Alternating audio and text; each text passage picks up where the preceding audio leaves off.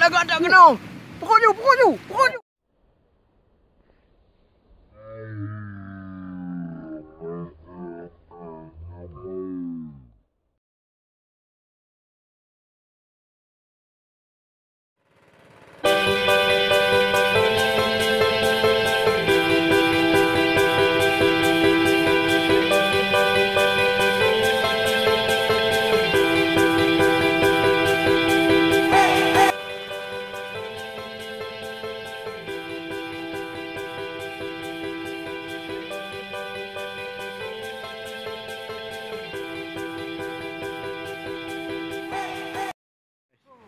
Tiba di spot pasang garing.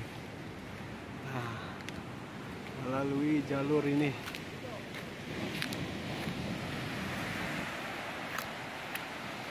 Spotnya cukup indah.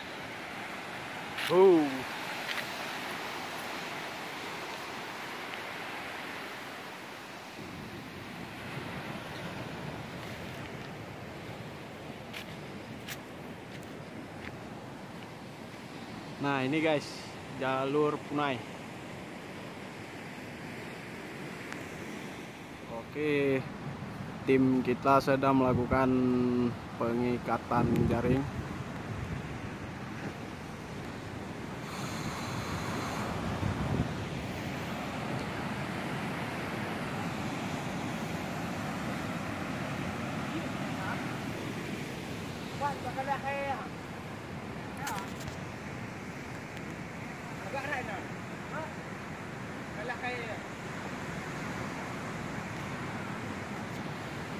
Ini dia spot ujung Pulau Cut, Pulau Raya. Ini salah satu tim kita lagi popping.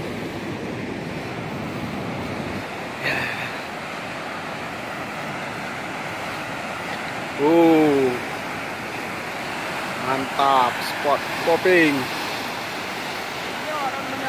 Oh.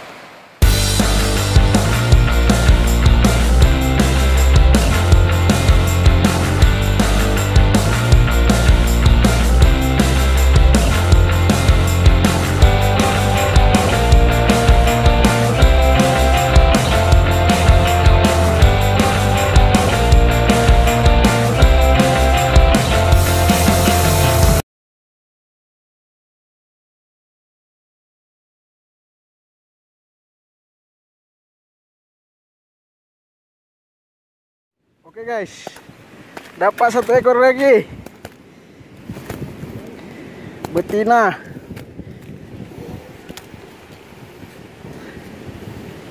Masuk keranjang.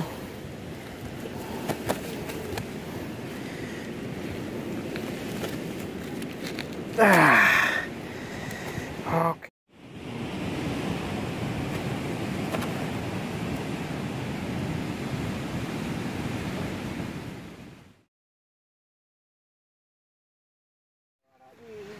Lewat lagi. Lagak tak kena. Pokok you. Lihat. Ni kau tepuk ni. Tadi lah waktu ni.